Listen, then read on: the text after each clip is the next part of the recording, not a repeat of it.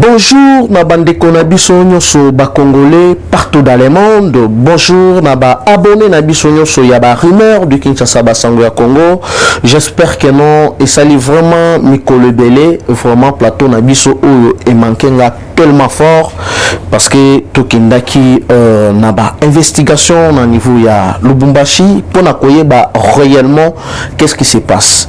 Mais le vraiment tant ekozalamuke lobby samedi nde tokosala vraiment direct pour na kobimisa plusieurs révélations. Alors mes chers frères, lelo tokolobela nini? Lelo tokolobela sur rencontre ya chef de l'État non le sénateur Jean-Pierre Mbemba na monsieur Adolphe Muzito basolo linini Ninyango est motivé Adolphe Muzito pour rejoindre quand il y a vérité. Ndenge tolobara toujours que non Lukuta et il y a vraiment na lombango hein na sincère mais vérité et y a ka malembe tokolobe la paix participation il y a chef de l'État nakati ya séminaire sur l'éthique et la déontologie militaire au sein de FARDC. Alors Fachi a eu décision nini tokotangela bino quelque ba temps fort to ba axe moko très fort par rapport il y a séminaire ya mukolo ya lobby OP et markaki séminaire ya lobby. Alors pour conclure, le président de la République azali vraiment décis par rapport il y a prêtrise oyo ezali na katia l'armée na biso et puis à promettre pour bientôt pour na kosala réforme na katia armée congolaise, la police congolaise na ba 26 provinces na biso. Pourquoi a eu décision wana? Parce que ezali na ba militaire oyo ba komi na bango ba politicien ba participa kana kati ya ba réunion ya ba parti politique parce que ezali culture oyo ba imposaki bango na batu oyo ba lingi ba ya lisusu pona ko banda ko distraire opinion nationale na internationale. Alors toko bete la binope trois vérités il y a Adolphe Muzito nini est motivé à rejoindre quand il y a vérité à rejoindre idéologie il y a notre président de la République parce que de l'autre côté là bango politique na bango na lingomba na bango oyo basali ya soi-disant bloc ce qui est patriotique ezali basé sur le mensonge, la manipulation, ezali basé sur le népotisme, ezali basé sur le tribalisme. Alors que ezala le sénateur Jean-Pierre Mbemba, ezala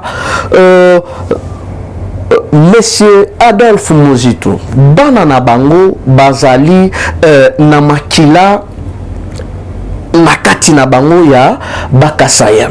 Mais ce qui vous remarquer à chaque marche il y a oyo babandaki kosala na soi-disant bloc patriote oyo babandaki kosala epa ya l'autre là monsieur Faden House on comprendre que non ils alaka toujours na ba propos moko tribal voire même dernièrement marche na bango de santé et bah outaki kosala liboso ya palais du peuple soit disant que non loi électorale et tout mais marche il y a 15 personnes. Alors pour nanga kutu fallait que kotika kutu ba policier bazala kutu ndete mais on vit que policiers azali wana pour na kobatela batuna biloko na bango parce que bango l'air bayaka bongo ba maman balelaka basak na bango balelaka ba téléphone na bango tozongi un peu moins ciment lelo yo tozomona un manipulateur là Messi Matata Mpogno azali kolobakeno a postulé na présidence de la République union sowana ezali juste façon moko ya ko manipuler opinion parce que ayebi que non à bientôt là dossier na ye ekozonga lisusu na mesa ya banzuzi parce que aza mutu oyo asombaki banzuzi ndenge bamesanaki na bambongo oyo bango détourna na kati ya mboka na biso. Alors alingi asa la façon moko ya ko se faire victimiser, hein, ya keno batu oyo bazali ba esprit faible ba mona keno voilà nyoso bazali ko sala parce que Matata Mponyo a annoncé candidature na ye na présidence de la République. Nyoso wana ezali façon moko ya ko manipuler ba esprit faible. En compte na bangona Monsieur Fadenhouse ezali qui basé sur nini, alors que autrefois nazali koyo kisabino point de presse moko oyo Monsieur Fadenhouse asalaki à l'époque yako loba Kimoyibi, ko dénoncer Kimoyibi ya Matata Mponyo. Alors, Mutuya Boye azali ko espérer soi-disant un jour à diriger Congo. Na ebité ceux qui nandoto, ceux qui ezali na majinini Mutuya lolenge oyo en et pas batunyo so ba comprendre que non, c'est un manipulateur oyo azali ko rouler pour Monsieur Kabila. Alors, avant tout développer si je n'ai biso ya mukolo ya lelo bolanda point de presse oyo Monsieur Fadenhouse asalaki na 2015 bolanda. Prospère, créatrice de richesse et d'emploi. Mais ce qui tue notre pays sur le plan de la gouvernance, c'est les cancers de la corruption et du pillage des deniers publics. Ainsi, au nom du peuple, j'exige que toute la lumière soit faite sur toutes les affaires ténébreuses de corruption, notamment le projet Bukangalonzo, qui semble être la plus grande escroquerie d'État depuis la Zaïre. Awa boyoki lolenge nini Monsieur Fadenhouse azali ko lobela justice asala musala na ye par rapport ya escroquerie ya Monsieur Matata Mponyo. Mais lelo Madidi alingaki a faire voir na mokili mobimba keno voilà fati boye boye. Mais lelo oyo tomoni soi-disant bagé kosala dio na bango na Monsieur Matata Mponyo. To simba pe to retoucher pe moi point ya Dieudonné Kalouba dessous des cartes ezalaki vraiment lolenge nini. Mais mokolo ya lelo tokozala plus concentré na des points na point ya liboso tokoyebisa bino ba grande ligne oyo et les kanaki entre le président de la République M. Adolphe Muzito na les sénateurs Jean-Pierre Mbemba na bukutani na bango parce que ndenge mes chers frères bitumba oyo toza nango na mboka na biso ekomi sikoyo bitumba ya ba vrai congolais na batu oyo basotoproklama ba congolais bamikomisa ba congolais na makasi, alors que en réalité na RDC awa ezala bakokololo ya bakokololo na bango ata lisolo totikala koyoka te.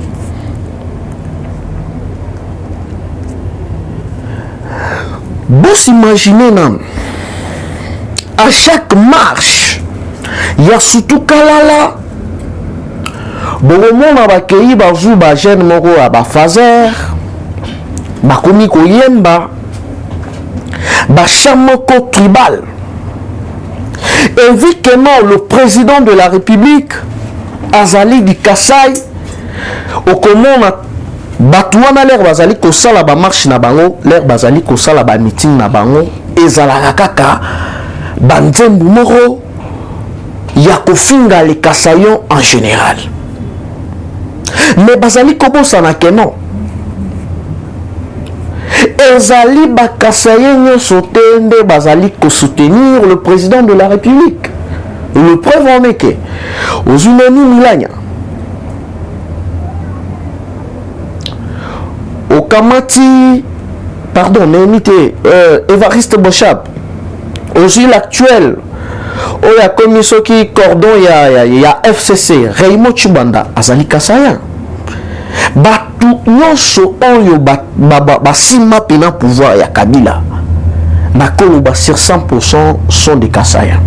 Alors tribalisme oyo ezali kouta wapi ezali manipulation moko mise en place en complicité avec une église de mon pays na canal ya numéro 1 na bango monsieur Alinga Mbongo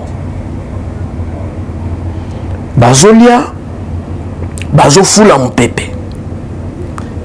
Alors à chaque fois oyo babandaki kokende na ba meeting na bango oyo babandaki kokende na ba marche na bango Muzito azali wana Jean-Pierre Mbemba azali wana mwasi ya Adolphe Muzitu Kasayan bana na ye bazali 50 Bakasayan 50 bato Bandundu également les sénateurs Jean-Pierre Mbemba bana na ye bazali 50 Bakasayan 50 Équateur mais bazali wana bazali communauté bazo comprendre que non batu oyo bazali tout autour na bango bazali kofinga bali Kasayan. Est-ce que batu wana bakozala na esengo alors que eloko esalaka force na biso ezali 4 langues nationales ezali unité nationale oyo tata mokonzi à chaque fois abetaka sete alobi tribalisme ezali bondoki ezali bonganga. Alors boyeba keno mwana mai keita biang zete oyo amatelaki yango wana akokitela parce que batutu oyo ba fabrikaye batutu oyo ba fulaye na minute oyo bana mai basali nini babengani sikoyo sur le plan économique na oyo etali binyeo na oyo etali kanturu bianza mwana mai à se sentir que non azana eloko te. Qu'est-ce qu'il faut faire esengeli na kende na salier na matata mponyo na salier na Joseph Kabila comme ça bachanga poa na 2023 nazala candidat na bango. Mais ce qui bozongi moi sima ayela biso awa soi-disant dynamique ya opposition oyo bazalaki ensemble mais ye asali par tous les moyens ezala yaye siro muto bongo un jour bofulie bokamati bambongo na bino oyo boyiba na Congo bambongo na bino kutute to bengango penaka na kombo moko propre mbongo ya kimuyibi oyo bopia na RDC bokeyi bo financier na boule nini azala wana. Alors que Moutouana Zali caméléon atikala kozala vraiment constant atikala jamais kozala homme de parole à chaque fois akoloba eloko na compère na yango bomoni lelo keno batu oyo lelo bazalaki au fond au moulin pendant que diaboliser les présidents de la République pona koko selaye makambo pona ko diaboliser province nae lelo batu nyonso wana ba revenir à la raison parce que ba comprendre que non peuple congolais azali éveillé lelo oyo grâce ya courage na biso jeunesse congolaise oyo tozwaki décision ya koloba ete désormais ba manipulateur kotikela bango ton ata mokolo moko te à chaque fois yo kozala wana pona ko manipuler jeunesse congolaise pona ko manipuler peuple congolais en général yeba keno biso ba surveillant du temple tozala wana pona ko dénoncer yo. Bref, bloc soi-disant patriotique carte na bango ezali nini ce qui te zongi moi sima même si lelo Monsieur Adolphe Mozitu à rejoindre quand il y a vérité, il y a président de la République parce que eux azali kosala lelo ba minerai na biso stratégique et comme côté kama libanda vraiment na moi pour moko ya bien mbongo ezali kokota na caisse ya l'état ba baxeli ba fonctionnaire ba salaire na bango ba baxeli ba enseignant ba salaire lelo oyo du jamais vu na histoire ya RDC pour la toute première fois chaque année 500 bana ya ba militaire bazali ko bénéficier na bourse d'études pour na kokende koye kola libanda nyoso wana ezali grâce ya le président de la République son excellence Félix Antoine Tshisekedi Tshilombo.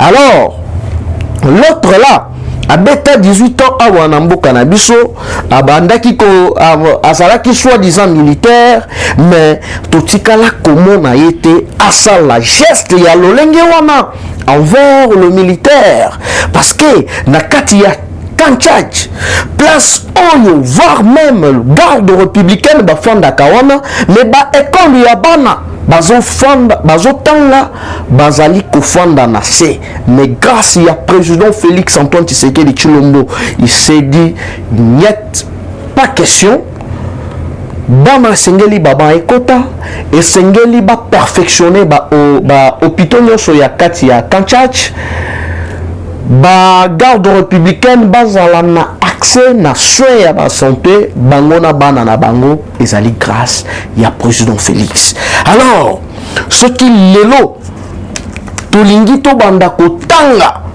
ba bienfait nyonso ya président Félix oyo asali na mboka na biso oyo asali na 3 ans oyo bolamu ezali tellement ebele. Mais conseil oyo ngai na kopesa na chargé ya presse ya président de la République ezali que non esengeli ko travailler na ba journaliste na ba communicateur honnête oyo pe balingi mboka na bango. Et le comment que les kanaki na niveau ya Lubumbashi nazali bank te pona ko bomba yango ezali ke toye pona ko sensibiliser pona ko lancer message ya paix ya arrivé ya président de la République o ezali nango kaka parenthèse nazali ko fongola yango na lombangu pe na kokanga yango na lombangu chose grave. Pour qu'on soit kaka macaron, on a quand même sécurisé na foule ya batouana mais aux monake presse présidentielle azali ko préféré ko pesa batu oyo pena ata sans vie ya pamba na YouTube atikala ko sala yango te ata chaîne moko atikala ko sala yango te parce que azali ba pratique wana ezali malamu te ba pratique wana ezali malamu te et ndenge ezali wana ti tosalaki mosala na biso na suka nango ti sikoyo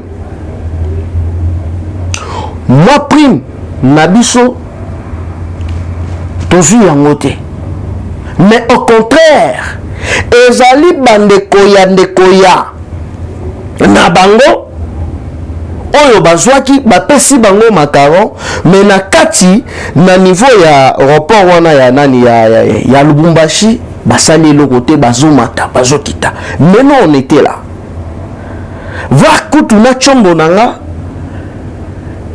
mususu ya privé bayibi yango talama nous risque oh tozali na yango alors que sur terrain chef de l'état azali kosala musala na ye kitoko. Mais je suis en train de me demander RTNC musala nango ezali nini pona kotalisa ba œuvre nyonso ya tata mokozi ya mboka.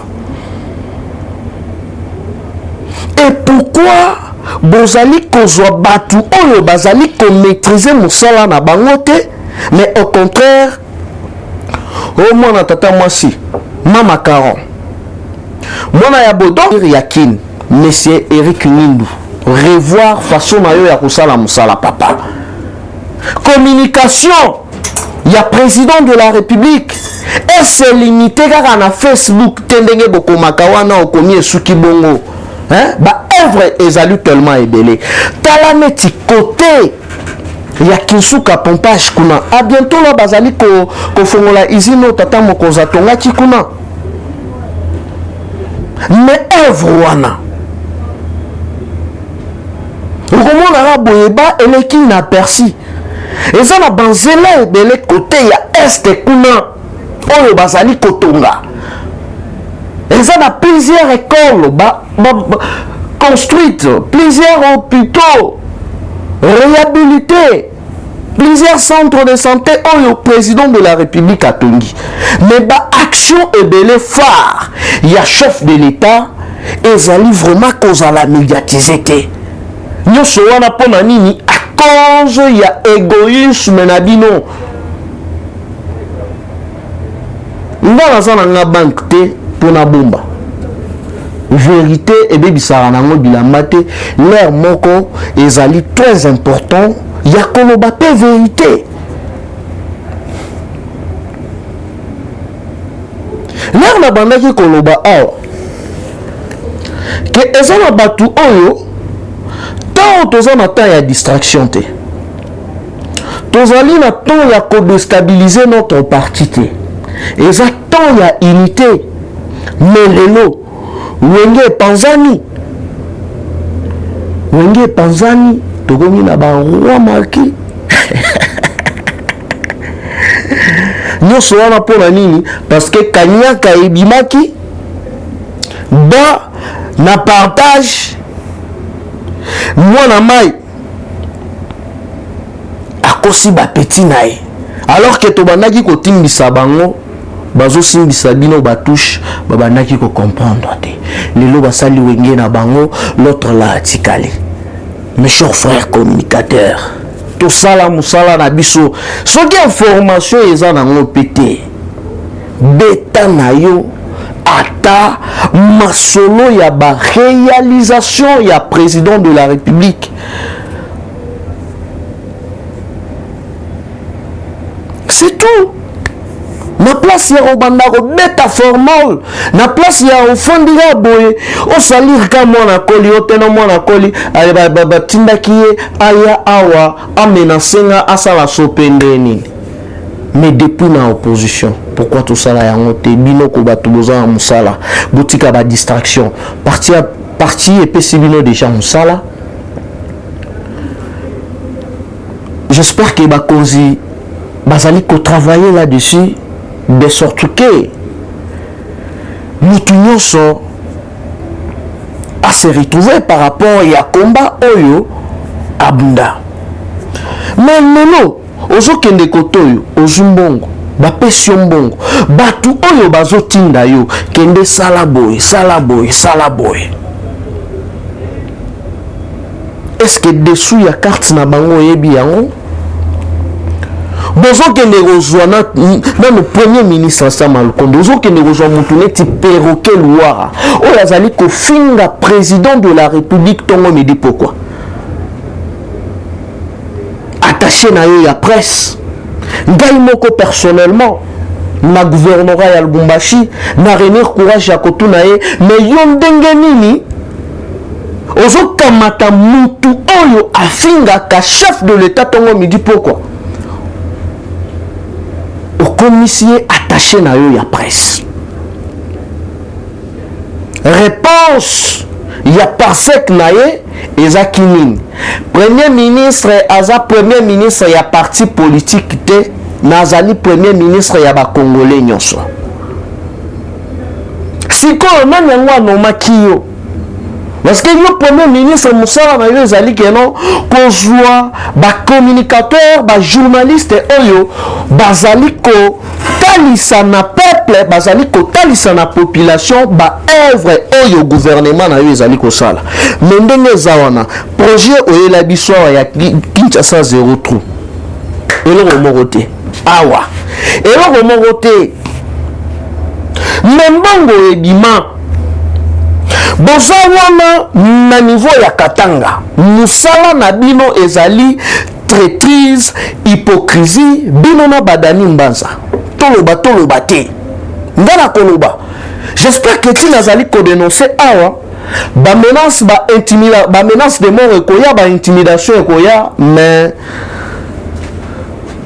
kopema na biso kobika na biso na kodaye na biso nyonso eza destin ya Nzambe. Muto banisa moninga te. Vous êtes là le soi-disant notable du Katanga. Ni yango bino bozali ko contribuer pour na kodo chef de l'État. Ba galerie, au ténon, au table ronde, au boé. Je vis même un conseiller à chef de l'État, Dani Mbanza, kokende kozwa un motard là, au sala discours, senga pardon, sala boé. Pardon, ya musala nini. Et on commande que non, ces gens-là va créer ma poche noire pour déstabiliser parti UDPS, mais de l'autre côté, Moutounyoso azali kosala ba affaire na ye pour booster l'économie ya ba parti politique na bango. Et UDPS tozali kaka na distraction. Il y a Koswana entre nous, alors que de l'autre côté, ces gens-là, oh Dani Mbanza, allié na premier ministre Sama Lukonde, bazali wana na kati ya ko préparer, na kati ya kosala babavir, na kati ya robana robeta ba agenda, autant projet 0 tout, mais en réalité sur terrain et loko morote, nyoso wana pour être na 2023. Bazala na ba député et belé lisusu na kati ya Assemblée nationale poto ke ndaka de coalition en coalition. Alors babiloko ya bongo biso toko dénoncer yango. Alors que zona ba mère pena o bazali ko sala musala neti ba mama Isabelle Kibasa. Zéro microbe. Azali ko sala musala na ndengeli. Ndenge sengeli. Dani Mbanza aza na filon na niveau ya Nairobi. Place oyo John Numbi abatami. John Numbi azali na Nairobi. Na ba investigation oyo biso tozali na yango. Et batu wana bazali koede chef de l'État na nini. Ba officier presque nyonso na niveau ya Katanga. Kolongola 2 ou 3 oyo bazali kosala musala kitoko, mais le reste na ba capitaine, na ba lieutenant, ba major, bango tout ba commerçant. Et puis bon comprendre que non et le Kongwana o balinga qui va créer na niveau ya Lubumbashi et ça juste ba manipulation politique, ba guerre ya positionnement, mais en réalité des communautés bazo vivre na bango sans problème. Alors le problème est alinini. J'espère que na direct na nga ya mkolo ya lobby na ko expliquer ba makambo ebele selon répartition. Oh non, Katanga, Tanganyika, Lualaba, eza mingi. Tribu wana nazali ko se réserver kotanga kombo nango pour ne pas léser mes frères. Mais na ko finir un jour par pour la kotanga yango. Bangonde sigo baza la base ya ko pousser ba mususu non tout ça la boye. Alors que baza na koko c'est moko. Mais banani baza na ba manœuvre nyoso wana. Eza ba hypocrite neti ba Dani Mbanza, ba hypocrite neti ba premier ministre Sama Lukonde. Oyo baza na chef de l'État menacé se bazali kosala ba makambu mususu baza wana ebele. yango ndenge ezali wana ngai na kokanga lisusu monoko te. Yeba yango keno lero ozali kosala mosala mabe tozala wana toujours pona ko dénoncer yo. Je salue Papa Théo na niveau ya Lubumbashi, Papa moko bien, grand donateur na kati ya UDPS, mais vous mona ba banko bazo sala ye na niveau ya Katanga. Sans oublier Papa Mohamed,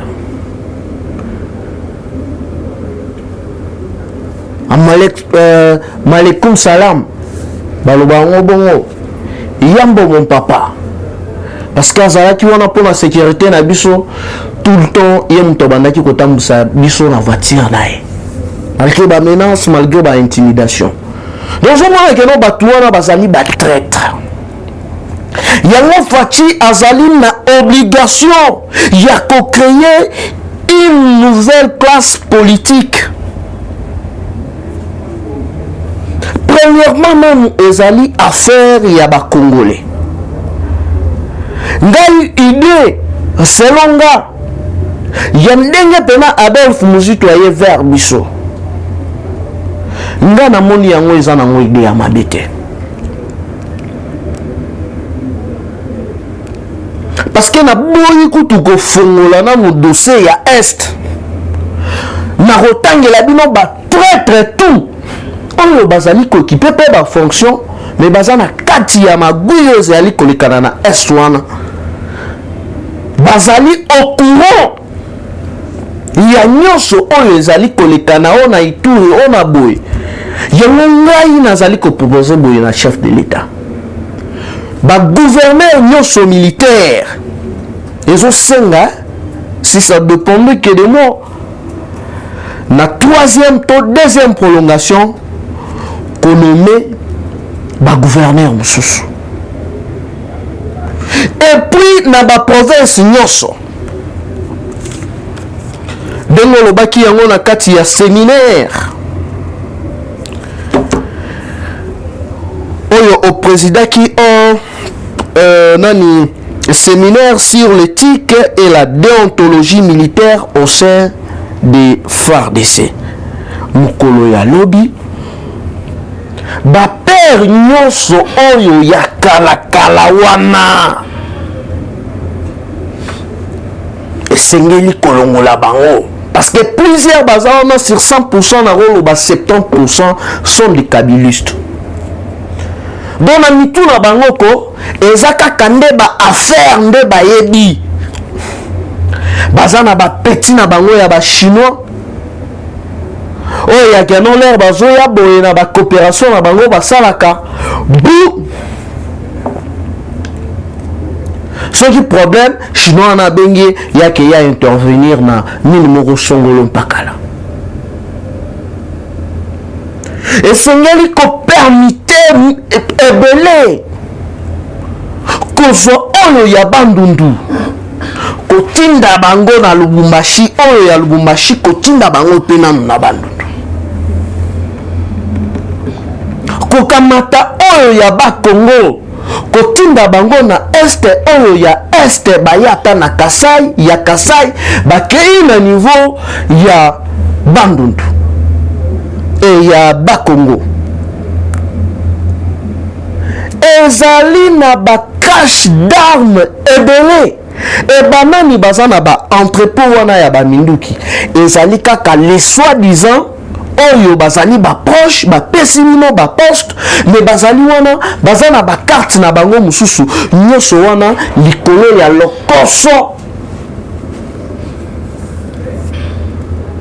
likolo ya kolinga mbongo babosani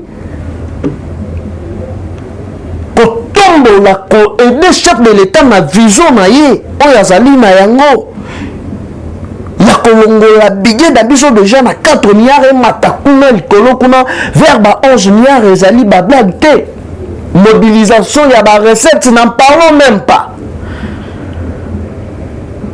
mais bino bosa wana pour créer kaka ba marambu moko boye ya lukuta oteno projet 03 projet 03 on a qui ça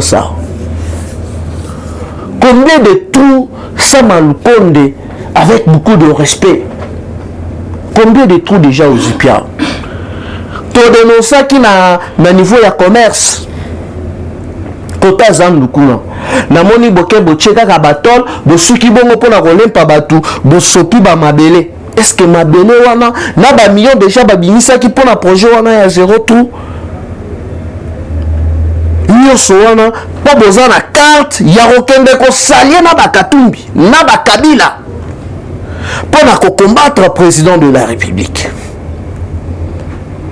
Mais boye ba yango très bien que l'air Nzamba apesaka mission apesaka te provision boye ba yango bien. Alors tokotangela bino quelque grande ligne na séminaire ya mokolo ya lobi pona kochite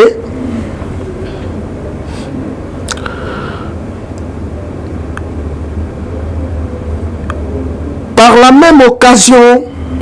Le président de la République a dénoncé et fustigé publiquement les comportements pervers de certains cadres de l'armée qui s'en donnent à des pratiques contraires à l'éthique et la déontologie militaire. Il est temps de mettre fin à toutes les pratiques qui ont favorisé les assassinats et meurtres de nos concitoyens, a-t-il dit. Dans le même ordre d'idées, le chef de l'État s'est inscrit en faux contre l'idée d'une alliance entre des officiers FARDC et des groupes armés afin de combattre un autre groupe M23. Et il a dit, on ne teint pas le fait en jetant de l'huile au feu, a dit le président de la République. Toutefois, le président de la République a réaffirmé sa volonté de poursuivre la réforme au sein de l'armée. Et il n'hésitera pas sur les moyens pour une montée en puissance de FARDC. Le commandant suprême de FARDC a relevé que jamais dans l'histoire de la RDC, l'armée nationale a reçu autant de moyens financiers tout en reconnaissant que les résultats ne sont pas proportionnels aux moyens mobilisés.